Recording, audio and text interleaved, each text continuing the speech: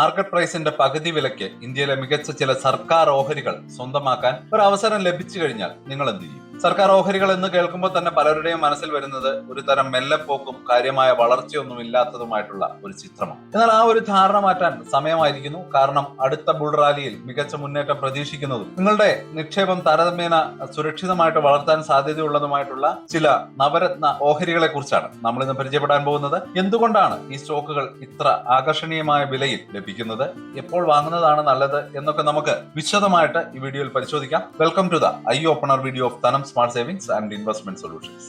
ഓഹരികളിലേക്ക് കടക്കുന്നതിന് മുമ്പ് എന്താണ് നവരത്ന കമ്പനികൾ, നവരത്ന സ്റ്റാറ്റസ് എന്ന് നമുക്ക് ലളിതമായിട്ട് മനസ്സിലാക്കാം. പേര് സൂചിപ്പിക്കുന്നത് പോലെ തന്നെ ഇന്ത്യൻ പൊതുമേഖലയിലെ 9 രത്നങ്ങളായിട്ടാണ് 1997 ഈ ആശയം സർക്കാർ അവതരിപ്പിച്ചത്. മികച്ച പ്രകടനം കാഴ്ചവെക്കുന്ന കമ്പനികൾക്ക് കൂടുതൽ സാമ്പത്തിക സ്വാതന്ത്ര്യം നൽകുകയായിരുന്നു ഈ ഒരു നവരത്ന സ്റ്റാറ്റസിന്റെ ലക്ഷ്യം. 2025 കണക്കനുസരിച്ച് ഇന്ത്യയിൽ ഏകദേശം 16-ലധികം നവരത്ന കമ്പനികളുണ്ട്. ഈ പദവിയുടെ ഏറ്റവും വലിയ മെച്ചം ഒരു പ്രോജക്റ്റിൽ 1000 കോടി രൂപ വരെ നിക്ഷേപിക്കാൻ ഈ കമ്പനികൾക്ക് സർക്കാരിന്റെ ഒരു പ്രത്യേക അനുമതി ആവശ്യമില്ല എന്നതാണ്. അവർക്ക് സ്വതന്ത്രമായിട്ട് തീരുമാനങ്ങൾ എടുക്കാനും വളർച്ചാ പദ്ധതികൾ വേഗത്തിൽ നടപ്പിലാക്കാനും സഹായിക്കുന്നു. വിപണി മോശമായിരിക്കുമ്പോഴും പുതിയ പ്രോജക്റ്റുകളിൽ ഇൻവെസ്റ്റ് ചെയ്ത് മുന്നോട്ട് പോകാൻ ഈ ഒരു ഫിനാൻഷ്യൽ ഫ്രീഡം അവർക്ക് കരുത്ത് നൽകുന്നു. ചുരുക്കത്തിൽ ഒരു സർക്കാർ കമ്പനിയാണെങ്കിലും ഒരു പ്രൈവറ്റ് കമ്പനിയുടേതിന് സമാനമായിട്ടുള്ള ഓപ്പറേഷൻ ഫ്രീഡം ഇവർക്കുണ്ട്. ഇതാണ് നവരത്ന കമ്പനികളെ മറ്റു പൊതുമേഖലാ സ്ഥാപനങ്ങളിൽ നിന്ന് വ്യത്യസ്തമാക്കുന്നത്. അപ്പൊ എന്തുകൊണ്ടാണ് ഈ ഓഹരികൾ ആകർഷണീയമായ വിലയ്ക്ക് അല്ലെങ്കിൽ വളരെ ഡിസ്കൗണ്ടഡ് ആയിട്ടുള്ള പ്രൈസിൽ ലഭിക്കുന്നത്? നമുക്കൊക്കെ തോന്നാവുന്ന ഒരു വലിയ സംശയമാണ്, ഒരു നല്ല കമ്പനിയുടെ ഓഹരി എന്തുകൊണ്ട്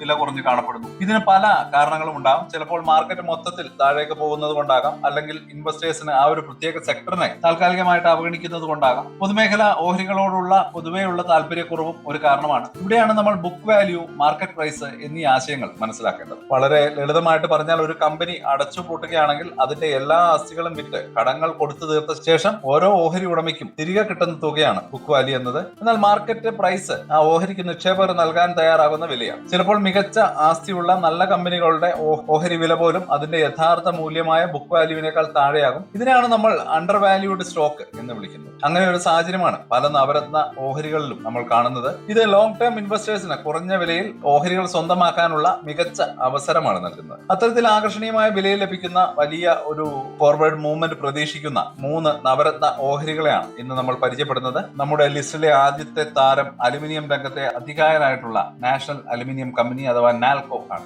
ബോക്സൈറ്റ് ഖനനം, അലുമിനിയം ഉൽപാദനം, ഊർജോൽപാദനം തുടങ്ങി എല്ലാ മേഖലകളിലും ശക്തമായിട്ടുള്ള സാന്നിധ്യമുള്ള ഇന്ത്യയിലെ ഏറ്റവും വലിയ കോമ്പോസിറ്റ് അലുമിനിയം നിർമ്മാതാക്കളിൽ ഒരാളാണ് നാൽകോ. എന്തുകൊണ്ടാണ് നാൽകോ ആകർഷണീയമാകുന്നത് എന്ന് നമുക്കൊന്ന് പരിശോധിക്കാം. ഒന്നാമതായിട്ട് ഇതൊരു വെർച്വലി ഡെപ്റ്റ് ഫ്രീ കമ്പനിയാണ്. ഒരു സർക്കാർ സ്ഥാപനത്തിന് ഇതൊരു വലിയൊരു നേട്ടം തന്നെയാണ്. ഒരു കടമില്ല എന്നുള്ളത് ഒരു വലിയ കാര്യം തന്നെയാണ്. രണ്ടാമതായിട്ട് നാൽകോ അതിന്റെ നിക്ഷേപകർക്ക് സ്ഥിരമായിട്ട് മികച്ച ഡിവിഡൻഡ് നൽകുന്ന ഒരു ചരിത്രം കൂടിയുണ്ട്. നിലവിൽ ഏകദേശം 4.4% മുതൽ 5.3% വരെ മികച്ച ഡിവിഡൻഡ് ഈൽഡാണ് ഈ ഓഹരിക്കുള്ളത്. ഇത് ബാങ്ക് FD ആകർഷണീയമാക്കുന്നത് ഈ ഒരു ഡിവിഡൻഡ് ഈൽഡ് തന്നെയാണ്. അതായത് ഓഹരി വില ഉയർന്നില്ലെങ്കിലും ഡിവിഡൻഡിലൂടെ നമുക്കൊരു വരുമാനം ഉറപ്പാക്കാം എന്നുള്ളതാണ്. കഴിഞ്ഞ സാമ്പത്തിക വർഷത്തിൽ കമ്പനി എക്കാലത്തെയും ഉയർന്ന അറ്റാദായം രേഖപ്പെടുത്തിയിരുന്നു. ആഗോളതലത്തിൽ അലുമിനിയത്തിന്റെ വില വർദ്ധിക്കുന്നത് നാൽകോയുടെ വരുമാനവും ലാഭവും ഇനിയും കൂടാൻ സാധ്യതയുണ്ട്. പല ബ്രോക്കറേജ് സ്ഥാപനങ്ങളും നാൽകോയ്ക്ക് ബൈ റേറ്റിംഗ് നൽകുകയും നിലവിലെ വിലയിൽ നിന്ന് നല്ലൊരു മുന്നേറ്റം പ്രവചിക്കുകയും ചെയ്യുന്നുണ്ട്. ശക്തമായിട്ടുള്ള സാമ്പത്തിക അടിത്തറ,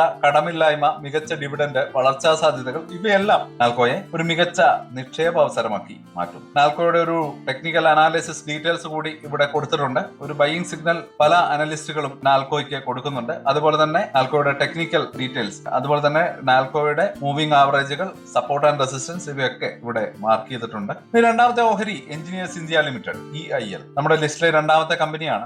എണ്ണ, വാതകം, പെട്രോകെമിക്കൽ തുടങ്ങിയ മേഖലകളിലെ വലിയ പ്രൊജക്ടുകൾക്ക് വേണ്ട ഡിസൈൻ, എഞ്ചിനീയറിംഗ്, നിർമ്മാണം തുടങ്ങിയ സേവനങ്ങൾ നൽകുന്ന ഒരു വലിയ സ്ഥാപനമാണ്. EILന്റെ പ്രത്യേകതകൾ എന്തൊക്കെയാണ് എന്ന് നമുക്ക് ആദ്യം തന്നെ നോക്കിപ്പോകാം. നാൽകോയെ പോലെ തന്നെ EILനും ഏതാണ്ട് പൂർണ്ണമായും കടബാധ്യതയില്ലാത്ത ഒരു കമ്പനിയാണ്. കൂടാതെ ലാഭത്തിന്റെ നല്ലൊരു ശതമാനം നിക്ഷേപകർക്ക് ഡിവിഡൻഡായി നൽകുന്ന ശീലവും ഈ കമ്പനിക്കുണ്ട്. കഴിഞ്ഞ കുറച്ച് വർഷങ്ങളായി കമ്പനിയുടെ വിൽപ്പന വളർച്ചയിൽ വലിയ കുതിപ്പ് കണ്ടില്ലെങ്കിലും ഫണ്ടമെന്റൽസ് വളരെ ശക്തമാണ്. അപ്പൊ ഇനി എന്തുകൊണ്ടാണ് ഈ ഓഹരിയിൽ ഒരു മുന്നേറ്റം നമ്മൾ പ്രതീക്ഷിക്കേണ്ടത് എന്ന് നോക്കേണ്ടതുണ്ട്. EILന്റെ PE റേഷ്യോ അതിന്റെ കോമ്പറ്റേറ്റേഴ്സുമായിട്ട് താരതമ്യം ചെയ്യുമ്പോൾ കുറവാണ്. റിപ്പോർട്ടുകൾ സൂചിപ്പിക്കുന്നത് ഓഹരി വില കുറഞ്ഞാണ് ട്രേഡ് ചെയ്യുന്നതെന്നാണ്. സർക്കാർ ഇൻഫ്രാസ്ട്രക്ചർ പദ്ധതികളിൽ കൂടുതൽ ശ്രദ്ധ കേന്ദ്രീകരിക്കുമ്പോൾ EIL പോലെയുള്ള കമ്പനികൾക്ക് വലിയ ഓർഡറുകൾ ലഭിക്കാനുള്ള സാധ്യതകൾ വളരെ കൂടുതലാണ്. അനലിസ്റ്റുകൾ ഈ ഓഹരിക്ക് മികച്ച ടാർഗറ്റ് വിലയാണ് നൽകുന്നത്. കുറഞ്ഞ വിലയും ഉയർന്ന ഡിവിഡൻഡും ഭാവിയിലെ വളർച്ചാ സാധ്യതകളും EIL-നെ ലോങ് ടേം ഇൻവെസ്റ്റേഴ്സിന് പരിഗണിക്കാവുന്ന ഒരു മികച്ച ഓഹരിയായിട്ട് മാറ്റും. അപ്പൊ EIL-ന്റെ ടെക്നിക്കൽ ഡീറ്റെയിൽസ് ഇവിടെ കൊടുക്കുന്നുണ്ട്. ബൈ റേറ്റിംഗ് കൊടുത്ത ചില അനാലിസിസുകളും നമുക്ക് ഇവിടെ കാണാം. EIL-ന്റെ മൂവിംഗ് ആവറേജസ് 50, 100, 200 മൂവിംഗ് ആവറേജസ്, അതുപോലെ തന്നെ സപ്പോർട്ട് ആൻഡ് റെസിസ്റ്റൻസ് കൂടി ഇവിടെ മാർക്ക് ചെയ്തിട്ടുണ്ട്. അപ്പൊ ഇതുപോലെ വിശദമായിട്ടുള്ള സ്റ്റോക്ക് അനാലിസിസ് നിങ്ങൾക്ക് ഇനിയും ആവശ്യമുണ്ടെങ്കിൽ തീർച്ചയായിട്ടും ഈ ചാനൽ ഇപ്പോൾ തന്നെ സബ്സ്ക്രൈബ് ചെയ്യുക. ഓഹരി വിപണിയിൽ നിക്ഷേപം തുടങ്ങാൻ വളരെ ഇൻഫോർമേറ്റീവ് ആയിട്ടുള്ള ഈ ചാനലിന്റെ സഹായം നിങ്ങൾക്ക് എപ്പോഴും അനിവാര്യമാണ്. ഇനി മൂന്നാമത്തെ ഓഹരി shipping corporation of India, SCI. നമ്മുടെ ലിസ്റ്റിലെ അവസാനത്തെ ഓഹരിയാണ്. ഇന്ത്യയുടെ ഏറ്റവും വലിയ ഷിപ്പിംഗ് കമ്പനിയായിട്ടുള്ള ഷിപ്പിംഗ് കോർപ്പറേഷൻ ഓഫ് ഇന്ത്യ അഥവാ SCI ചരക്ക് ഗതാഗതം, ക്രൂഡ് ഓയിൽ ടാങ്കറുകൾ, കണ്ടെയ്നറുകൾ തുടങ്ങി ഷിപ്പിംഗ് രംഗത്തെ എല്ലാ മേഖലകളിലും SCIക്ക് ശക്തമായിട്ടുള്ള സാന്നിധ്യമുണ്ട്. എന്തുകൊണ്ടാണ് SCIയെ പരിഗണിക്കേണ്ടത്? അത് നമുക്ക് ആദ്യമായിട്ട് നോക്കാം. ഷിപ്പിംഗ് ഒരു സൈക്ലിക്കൽ ഇൻഡസ്ട്രിയാണ്. അതായത് സാമ്പത്തിക വളർച്ചയുടെ കാലത്ത് ഈ മേഖല കുതിക്കുകയും മാന്ദ്യകാലത്ത് അത് താഴേക്ക് വരികയും ചെയ്യും. കഴിഞ്ഞ കുറച്ച് വർഷങ്ങളായിട്ട് SCIയുടെ പെർഫോമൻസ് അത്ര മികച്ചതൊന്നും ആയിരുന്നില്ല. എന്നാൽ കമ്പനി അതിന്റെ കടബാധ്യതകൾ ഗണ്യമായിട്ട് കുറച്ചിട്ടുണ്ട്. ഇപ്പോഴത്തെ സാഹചര്യത്തിൽ SCIയുടെ PE റേഷ്യോ അതിന്റെ കോമ്പറ്റേറ്റേഴ്സുമായിട്ട് കമ്പയർ ചെയ്യുമ്പോൾ വളരെ കുറവാണ്. ഇത് ഓഹരി വില വളരെ ആകർഷണീയമായ നിലയിലാണ് ഉള്ളത് എന്ന് കാണിക്കുന്നു. ആഗോള വ്യാപാരം മെച്ചപ്പെടുത്തുന്നതോടെ ഷിപ്പിംഗ് മേഖലയ്ക്ക് വലിയ ഉണർവുണ്ടാകാൻ സാധ്യതകളുണ്ട്. ഇന്ത്യയുടെ ഏറ്റവും മികച്ച വലിയ ഷിപ്പിംഗ് കമ്പനി എന്ന നിലയിൽ ഈ വളർച്ചയുടെ ഏറ്റവും വലിയ ഗുണഭോക്താക്കളിൽ ഒരാളായിട്ട് SCI മാറിയേക്കും. ഒരു ടേൺ അറൗണ്ട് സ്റ്റോറി പ്രതീക്ഷിക്കുന്നവർക്ക് SCI മികച്ച ഓപ്ഷനാണ്. കുറഞ്ഞ വിലയിൽ വാങ്ങി ഇൻഡസ്ട്രിയുടെ നല്ല കാലത്തിനായിട്ട് കാത്തിരിക്കാൻ ക്ഷമയുള്ളവർക്ക് SCI നല്ലൊരു നേട്ടം നൽകാൻ സാധ്യതയുണ്ട്. അടുത്തായിട്ട് വളരെ ഇമ്പോർട്ടന്റ് ആയിട്ടുള്ള ഒരു മേഖലയിലേക്കാണ് നമ്മൾ കിടക്കുന്നത്. അപകട സാധ്യതകളും ശ്രദ്ധിക്കേണ്ട കാര്യങ്ങളും. 3 സ്റ്റോക്കുകളും മികച്ച അവസരങ്ങൾ നൽകുമ്പോൾ തന്നെ ചില കാര്യങ്ങൾ നമ്മൾ പ്രത്യേകമായിട്ട് ശ്രദ്ധിക്കണം. ഇതൊരു സ്റ്റോക്ക് റെക്കമെൻഡേഷൻ അല്ല. പൊതുമേഖലാ ഓഹരികളിൽ നിക്ഷേപിക്കുമ്പോൾ ചില റിസ്കുകളുണ്ട്. സർക്കാർ നയങ്ങളിൽ വരുന്ന മാറ്റങ്ങൾ ഈ ഒരു കമ്പനികളുടെ പ്രവർത്തനത്തെയും ലാഭത്തെയും നേരിട്ട് ബാധിച്ചേക്കാം. തീരുമാനങ്ങൾ എടുക്കുന്നതിലെ കാലതാമസം ചിലപ്പോൾ ഒരു പ്രശ്നമാകാറുണ്ട്. നവരത്ന പദവി ഈ പ്രശ്നങ്ങളെ ഒരു പരിധിവരെ മറികടക്കാൻ സഹായിക്കുമെങ്കിലും സർക്കാർ നിയന്ത്രണങ്ങൾ പൂർണ്ണമായിട്ടും ഒഴിവാകുന്നില്ല എന്നത് ഓർക്കേണ്ടതാണ്. ആയതിനാൽ ഓഹരി വിപണിയിലെ നഷ്ടസാധ്യതകളെ കുറിച്ച്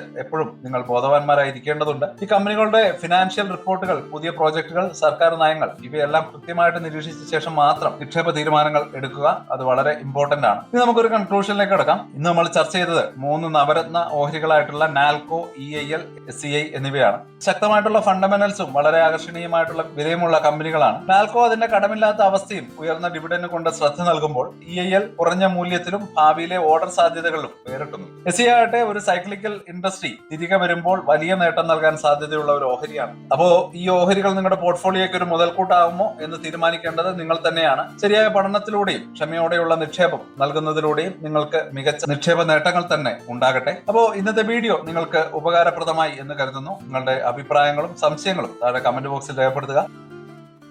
സ്റ്റോക്ക് മാർക്കറ്റിലെ ന്യൂസുകളെയും അതുപോലെ തന്നെ അപ്ഡേറ്റുകളെയും ഉൾക്കൊള്ളിച്ചുകൊണ്ടുള്ള ഒരു ഫേസ്ബുക്ക് ഗ്രൂപ്പ് നമുക്കുണ്ട്. ആ ഒരു ഗ്രൂപ്പിന്റെ ലിങ്ക് ഈ വീഡിയോയുടെ ഡിസ്ക്രിപ്ഷനിൽ കൊടുക്കുന്നുണ്ട്. പ്രൈവറ്റ് ആയിട്ടുള്ള ഒരു ഗ്രൂപ്പാണ്. താല്പര്യമുള്ളവർക്ക് ആ ലിങ്കിൽ ക്ലിക്ക് ചെയ്തുകൊണ്ട് ഗ്രൂപ്പിൽ ജോയിൻ ചെയ്യാം. ഏറ്റവും ലേറ്റസ്റ്റ് ആയിട്ടുള്ള ന്യൂസുകൾ നമ്മൾ അതിൽ അപ്ഡേറ്റ് ചെയ്യുന്നുണ്ട്. വളരെ ഇൻഫോർമേറ്റീവ് ആയിരിക്കും. അപ്പോൾ ഇത്രയുമാണ് ഇന്നത്തെ വീഡിയോയിൽ ഉൾപ്പെടുത്തിയിരിക്കുന്നത്.